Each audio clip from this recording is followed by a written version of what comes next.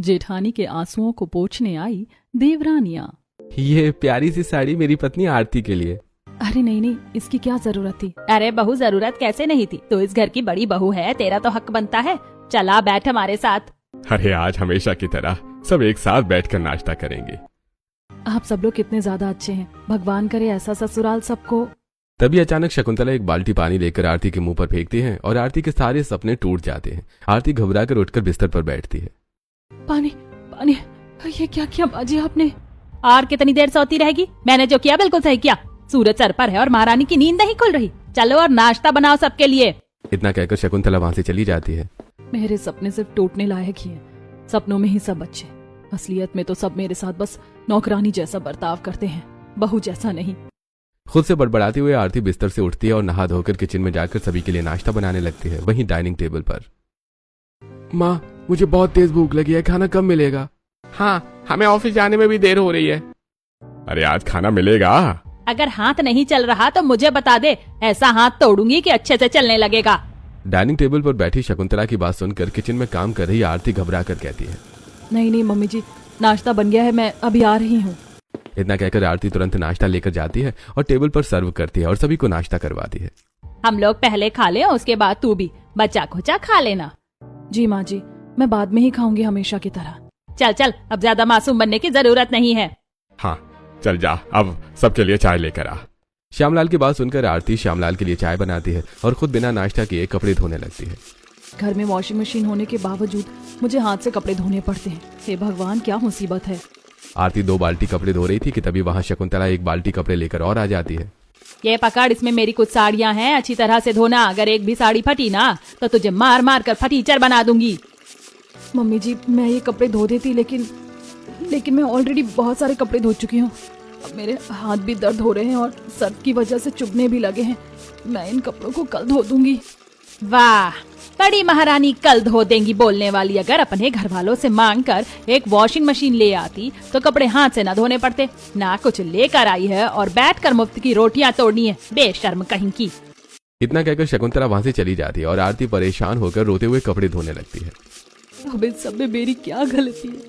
मेरे माँ बाप ने तो इतनी चढ़ बढ़कर शादी करवाई थी, उसके बाद भी इन्हें चीजें कम लगी तो मेरे गरीब माँ बाप भी क्या कर सकते? आज भी दहेज बहू से बढ़कर होता है। आरती रोते हुए अपने कटे हाथों से ही कपड़े धोने लगती है और फिर कुछ देर बाद दोपहर को आरती जब खाना खाने बैठती है तब, भाभी आप मेरे लिए जल्दी से कोल्ड कॉफी बना दो, बहुत गर्मी लग रही है। मैं अभी कॉलेज से आई हूँ। नंद जी, मैं अभी खाना खाने बैठी हूँ, खाकर बना दूंगी। अगर 10 मिनट बाद खाना खा लीजिएगा ना तो मर नहीं जाएंगी। मुझे गर्मी लग रही है, अभी के अभी मुझे कोल्ड कॉफी बना कर दीजिए। हाँ ठीक है, अभी बनाती हूँ। आरती खाना अधूरा छोड़कर तुरंत किचन में जाती है और कोल्ड कॉफी बनाकर नेहा के कमरे में ले जाकर नेहा को देती है। नेहा जैसे ये घूंट पीती है, ये कॉफी है या पानी? इतना कहकर नेहा कॉफी जमीन पर फेंक देती है। ये आपका गरीब मायका नहीं जहाँ आप दूध में मिलावट करे। चाहिए मेरे लिए अच्छी और पूरे दूध की कॉफी बनाकर लाइएगा, समझी? जी ठीक है, मैं अभी बनाकर लाती हूँ। अगर माँ ने जमीन गंदी देखी तब मुझे ही डांटेंगी और फिर मुझे साफ करना पड़ेगा। एक काम करती हूँ, इनसे करवा लेती हूँ। कॉफी बनाने से पहले से साफ कीजिए, उसके बाद कॉफी बनाइएगा। नेहा की बात सुनकर आरती पहले जमीन पहुंचती है और फिर नेहा को दोबारा कोल्ड कॉफी बनाकर देती है। दरअसल आरती अपने मायके से दहेज नहीं लाई थी, जिसकी वजह से उसे नंद से लेकर देवर तक हर एक इंसान ताने मारता था और नौकरानी जैसा बर्ताव करता था। इसी तरह दिन बीतते हैं और फिर एक दिन, ये सारी साड़ियाँ पुरानी हो गई हैं, अब मैं इन्हें नहीं पहनूंगी। एक काम कर कमला, तू इन्हें ले जा। दीदी मैं ले जाती, लेकिन ये साड़ियाँ तो बहुत ज्यादा पुरानी हो गई और काफी ज्यादा फट भी गई हैं। अच्छा चल ठीक है, तू रहने दे। मेरी वो नौकरानी जैसी बहू है ना, उसी को दे दूंगी। उसे कहाँ कहीं जाना होता है। शकुंतला नौकरानी की तरह रखी हुई अपनी पुरानी साड़ियाँ लेकर कमरे में पोछा लगा रही आरती के पास जाती है। ये ले, ये मेरी पुरानी साड़ियाँ हैं, इन्हें पहन लेना तू। लेकिन मम्मी जी, ये साड़ियाँ तो बहुत ज्यादा पुरानी है और साड़ियों में छेद भी है, मैं कैसे पहनूंगी? हाँ, देखो देखो कैसे जुबान चल रही है। बोल तो ऐसे रही है जैसे अपने मायके में रोज नए कपड़े पहनती थी। माँ बाप के पास देने को दहेज नहीं है, लेकिन बेटी की जुबान नखरों से भरी है। शकुंतला की रूह कपा देने वाले ताने सुनकर आरती चुप होकर पोछा लगाने लगती है। इसी तरह फिर रात को, आ गया तू ऑफिस से? जा अब जाकर ऊपर अपनी उस गरीब पत्नी को भी बोल दे उठकर तेरा खाना दे देने। मनहूस कहीं की एक फूटी कौड़ी नहीं लेकर आई है अपने मायके से। उफ माँ, अभी ऑफिस से आया हूँ, ऑलरेडी सिर दर्द कर रहा है। आप उसका गुस्सा मुझ पर मत निकालो। आपने शादी करवाई थी ना, मुझे क्यों सुना रही हो? अरे तो मुझे क्या पता था ऐसा कंगाल घर हाथ लगेगा। शकुंतला की बात सुनकर अभिषेक इरिटेट होकर कमरे में जाता है जहां आरती जमीन पर बैठकर ड्रेसिंग टेबल साफ कर रही थी। तुम्हारा ये ड्रेसिंग टेबल साफ करने का नाटक खत्म हो गया हो तो निकलो इस कमरे से। जब से आई हो तब से लोगों की चपर चपर सुननी पड़ती है मुझे। अगर अपने मायके से कुछ ले आती तो क्या चला जाता तुम्हारा। अचानक अभिषेक की आवाज सुनकर आरती के हाथ कांप जाते हैं और उसके हाथ से कपड़ा नीचे गिर जाता है। जी इसमें मेरी क्या गलती थी, मैंने क्या किया? देखो मेरा सिर ऑलरेडी दर्द कर रहा है, चुपचाप इस कमरे से बाहर चली जाओ वरना मेरा हाथ उठ जाएगा। तो मुझे कुछ मत कहना फिर। अभिषेक की बातें सुनकर आरती रोते हुए अपने कमरे से बाहर निकल जाती है और किचन में जाकर काम करने लगती है। क्यों मेरे साथ ही आखिरकार ये सब क्यों होता है? हे भगवान, मैंने पिछले जन्म में कौन सा पाप कर दिया था जो ना मेरे पति मुझसे प्यार करते, ना ही ससुराल में कोई इज्जत देता है। ना जाने कौन मेरी तकलीफों को समझेगा, मेरे आंसुओं को पोंछेगा, आखिरकार कौन? आरती रोते रोते पूरी रात अकेले किचन में काट देती है और फिर इसी तरह एक दिन। आज शाम को सभी लोग पूजा में जाने वाले, मेरे पास तो कपड़े भी नहीं है पहनने के लिए। एक काम करती हूँ, मम्मी जी से थोड़े पैसे मांग लेती हूँ।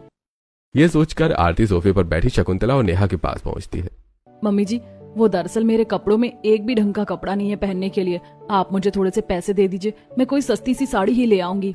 तेरे ऊपर बर्बाद करने के लिए मेरे पास एक फूटी कौड़ी भी नहीं है। जो मैंने पुरानी साड़ियाँ दी थी ना वही पहन लेना, वैसे भी तुझे कोई देखेगा तो है नहीं, गरीब कहीं की। हाँ, और वैसे भी भाभी आपकी इतनी औकात नहीं है कि आप नई नवेली अच्छे चमकते हुए कपड़े पहने। नेहा और शकुंतला के ताने सुनकर आरती परेशान होकर किचन में चली जाती है। इसी तरह कुछ दिन बीतते हैं और फिर एक दिन आरती के दोनों देवर का रिश्ता आता है। माँ, अभी तक आपने लड़की को देखा भी नहीं है और रिश्ता तय करने की बात कर रही हो। हाँ, तो लड़की देखने में अच्छी है, सुंदर है, दहेज भी इतना लेकर आएगी, बाकी सब तो मिलकर तर्ज कर ही लेंगे। लेकिन माँ, इस तरह से दहेज के लालच में शादी करना अच्छी बात थोड़ी ना है। लेकिन जो लड़कियाँ दहेज लेकर नहीं आती उनकी ससुराल में इज्जत भी तो नहीं रहती है। अब तू अपनी भाभी को ही देख ले। अरे और नहीं तो क्या, ऊपर से तुम लोगों को पढ़ाया लिखाया क्यों है जब शादी में कुछ मिले ही नहीं है। श्यामलाल और शकुंतला मिलकर दहेज के चक्कर में कार्तिक और राघव की शादी तय कर देते हैं। वहीं बच्चों को भी दहेज की अच्छाइयां बताकर उनका भी माइंड वॉश करते हैं। इसी तरह एक दिन, माँ, कल मेरी ऑफिस के स्टाफ के साथ एक छोटी सी पार्टी है, सब अपनी वाइफ के साथ आ रहे हैं, कल मैं भी वहां जाऊंगा। अभिषेक जी, क्या मैं भी आपके साथ पार्टी में चल सकती हूँ? तुझे मेरे साथ जाने की कोई जरूरत नहीं है ना तेरे पास पहनने के ढंग के कपड़े हैं, ना ही बात करने की तमीज है, गरीब कहीं की। इतना कहकर अभिषेक वहां से चला जाता है और आरती उदास हो जाती है। इसी तरह फिर एक दिन, जी मैं सोच रही थी कि एक बार इशिता और करिश्मा के माँ बाप से मिलाऊं शादी से पहले। लेकिन क्या जरूरत है मिलने जाने की, रिश्ता तो तय हो ही गया है ना। अरे बड़े बेटे की शादी में तो कुछ मिला नहीं, कम से कम छोटे बेटे की शादी में तो कसर पूरी कर लूं। जब वो लोग खुद इतना सब कुछ दे ही रहे हैं, अगर हम कुछ मांगेंगे तो वो भी अच्छे से देंगे। क्या दिमाग चलता है तुम्हारा। ठीक है, कल ही हम शगुन देने के नाम पर जाएंगे उनके घर। ये फैसला लेकर शकुंतला और श्यामलाल दोनों अगले ही दिन शगुन देने के नाम पर अपने होने वाली दोनों बहुओं के घर पहुंचते हैं। अरे समधन, समधी जी, आप दोनों आइए बैठिए, बताइए कैसे आना हुआ। आप सब बैठिए, मैं अभी चाय नाश्ता लेकर आती हूँ।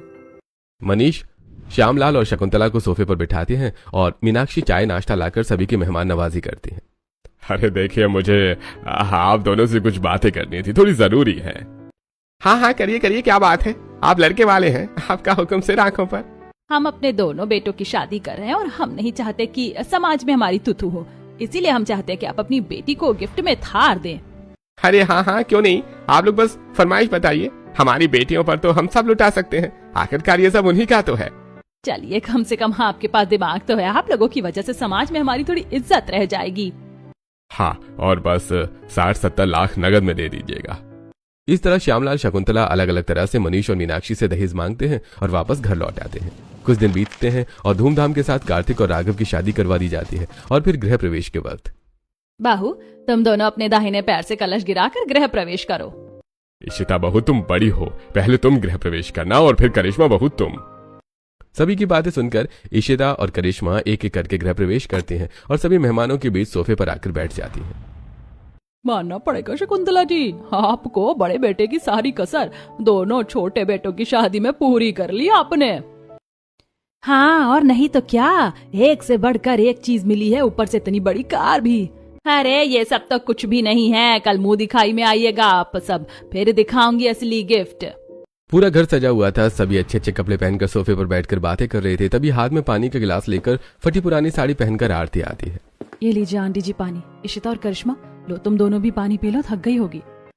मम्मी जी, आपने बताया नहीं था कि घर में नौकरानी भी है। ये हमारे घर की नौकरानी नहीं बल्कि तुम्हारी जेठानी है। यह सुनते ही करिश्मा और इशिता तुरंत आरती के पैर छूती हैं। अरे देवरानी जी, इसकी कोई जरूरत नहीं है। देवरानी बहनों की तरह होती है। आप दोनों मेरे पैर मत छूइए।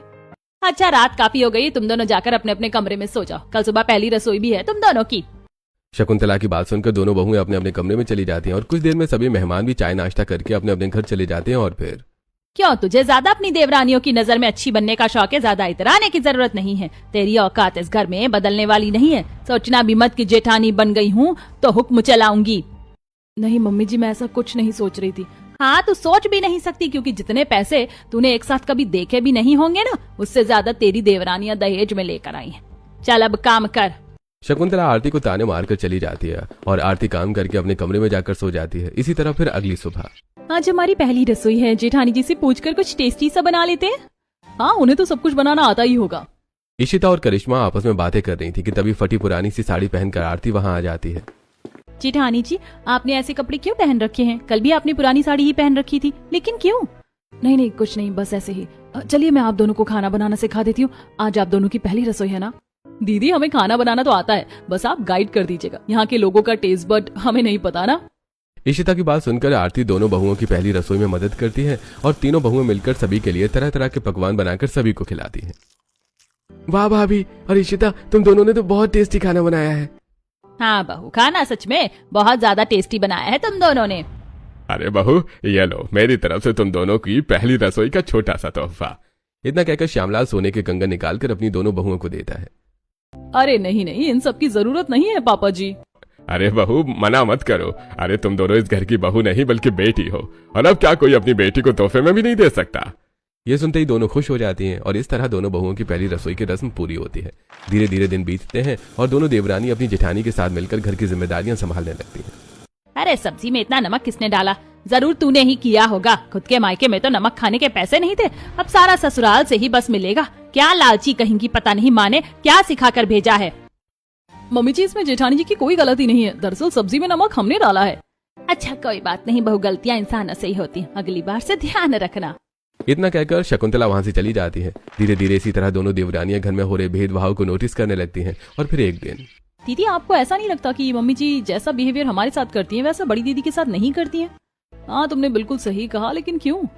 मैंने मुंह दिखाई में सुना था शायद दीदी दहेज कम लेकर आई थी, इस वजह से ये लोग ऐसा करते हैं उनके साथ। ऐसा थोड़ी ना होता है, जो दहेज ना लेकर आए उसे नौकरानियों जैसा ट्रीट किया जाए। मेरे ख्याल से अब हमें दीदी का साथ देना चाहिए। हम इनकी जुबान में ही इन्हें सबक सिखाएंगे।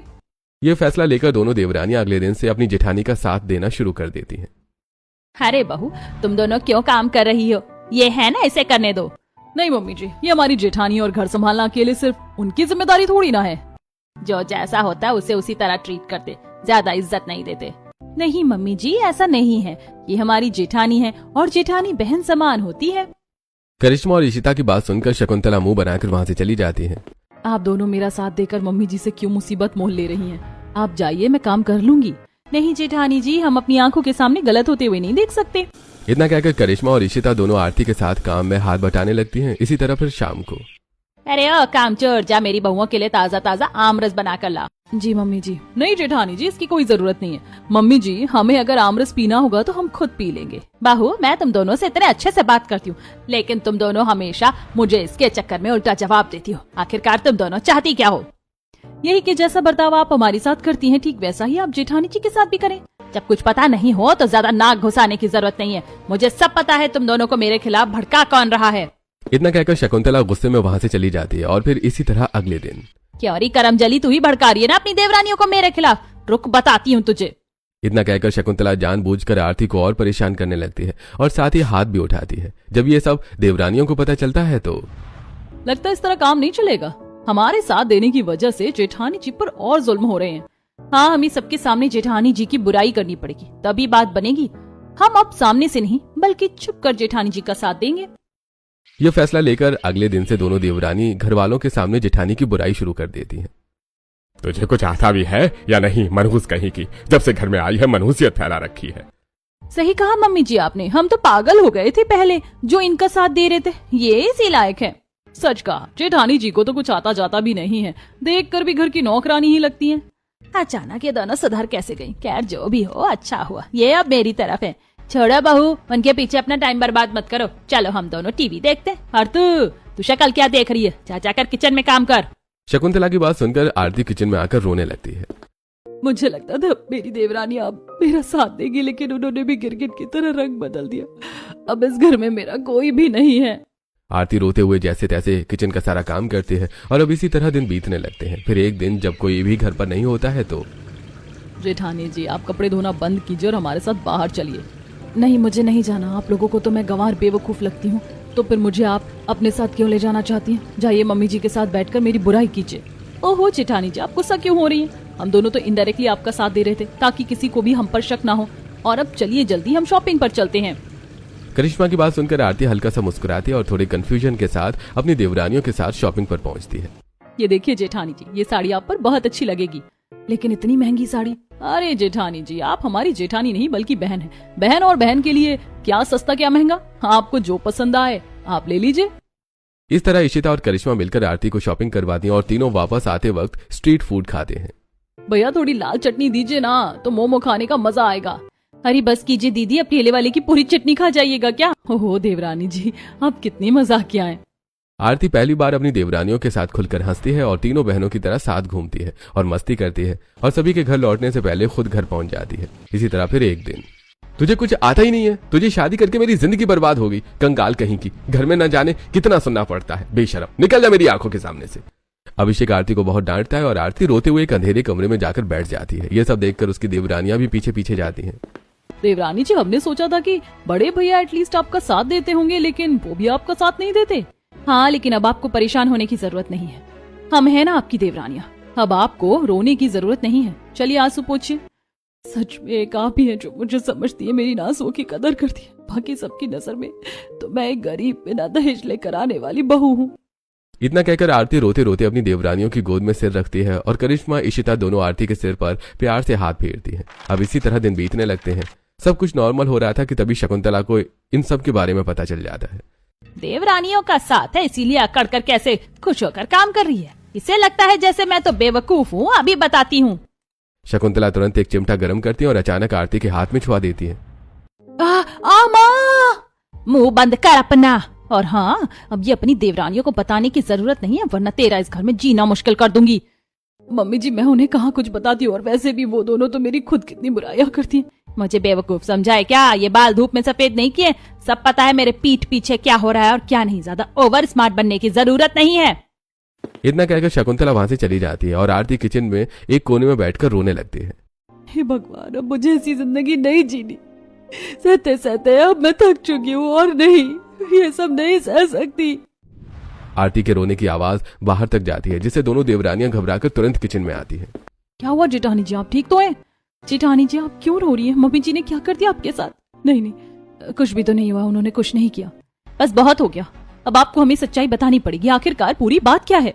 आरती रोते हुए भावुक होकर करिश्मा और इशिता को सच्चाई बताने लगती है। दरअसल जब मेरी शादी तय हुई थी तो शादी के मंडप में मेरा इतना पढ़ा लिखा अमीर घर का बेटा है, आप क्या उसे उस 2 कौड़ी के सोने की चेन में निपटाना चाहते हैं? अरे कम से कम 50 लाख रुपए और गाड़ी तो देनी पड़ेगी ना। देखिए, इतनी जल्दी हम ये सब कैसे जुगाड़ करेंगे? हमें सब नहीं पता, लेकिन जब तक हमारी मांग पूरी नहीं की जाएगी ये शादी नहीं होगी। देखिए, ऐसा मत कीजिए, पूरी बिरादरी में हमारी बहुत बेइज्जती होगी। हम पैसों का इंतजाम करते हैं, आप शादी होने दीजिए। शकुंतला थोड़ा सोचती है और सीमा की बात मान जाती है। शादी खत्म होती है, लेकिन श्यामलाल और सीमा मिलकर सिर्फ 40 लाख का ही इंतजाम कर पाते हैं। इसमें तो सिर्फ 40 लाख रुपए हैं, बाकी के 10 लाख कहाँ हैं? देखिए, हम जैसे गरीब इंसान इतने पैसे बहुत मेहनत से जुटा पाए हैं और पैसों का बंदोबस्त नहीं हो पाएगा। इसके बाद मम्मी जी मुझे विदाई करवा कर यहाँ तो ले आई, लेकिन कभी बहू माना ही नहीं। शुरुआत से बस नौकरानी मानकर घर का काम करवाया है। तो फिर आपने कभी अपने मायके वालों को इस बारे में क्यों नहीं बताया? उन्हें बताकर क्या फायदा, उन्होंने तो मेरी शादी करवाकर बस अपने सर का बोझ हटाया है। जेठानी जी, आप अभी फोन करके देखिए, क्या पता उनकी सोच बदल गई हो। करिश्मा की बात सुनकर आरती रोते हुए अपने मायके फोन करती है। माँ, मैं और ये सब नहीं सह सकती, आप कुछ करो, मैं यहाँ और नहीं रह पाऊंगी। ये लोग मुझे बहुत मारते और टॉर्चर भी करते हैं। देख बेटी, मायके से लड़कियों की डोली उठती है और ससुराल से अर्थी। तू थोड़ा सा सह ले, एक दिन समय के साथ सब ठीक हो जाएगा। इतना कहकर सीमा फोन रख देती है और तभी उसकी देवरानियां फैसला लेती हैं। बस बहुत हो गया जेठानी जी, अब आपको रोने की जरूरत नहीं है। अब आपके आंसू पोंछने के लिए आपकी देवरानियां आ गई हैं। अब हम आपका साथ देंगे और सबकी अकल ठिकाने लाएंगे। किचन में हो रही सारी बातें किचन के बाहर खड़ी शकुंतला और श्यामलाल सुन लेते हैं। मुझे कुछ ठीक नहीं लग रहा है। ये दोनों हमारी नई बहुएं काफी अमीर और चालाक भी है, कहीं कुछ गड़बड़ ना हो जाए। मैंने भी कोई कच्ची गोलियां नहीं खेली है, इन्हें तो मैं सबक सिखाती हूँ। इतना कहकर शकुंतला कुछ बड़ा सोचने लगती है, लेकिन किसी को बताती नहीं। और फिर अगले दिन रात को मम्मी जी जेठानी जी कहाँ है? हमने पूरे घर में उन्हें ढूंढ लिया, वो कहीं नहीं मिल रही। बहुत तुम दोनों क्यों परेशान हो रही हो? वो अपने मायके गई है। अच्छा, तो फिर उनका फोन क्यों नहीं लग रहा? अरे फोन स्विच ऑफ हो गया होगा। तुम दोनों क्यों परेशान हो रही हो? रात काफी हो गई है, जाओ अपने कमरे में जाकर सो जाओ। शकुंतला की बात सुनकर दोनों अपने कमरे की ओर आगे बढ़ने लगती हैं और सोचने लगती हैं। जेठानी जी को मम्मी जी मायके भेज देंगी, वो भी इतनी आसानी से? ऐसा नहीं हो सकता। कहीं ऐसा तो नहीं कि मम्मी जी ने ही जेठानी जी को छुपाया है और उन्हें पता चल गया है कि हम जेठानी जी का साथ दे रहे हैं।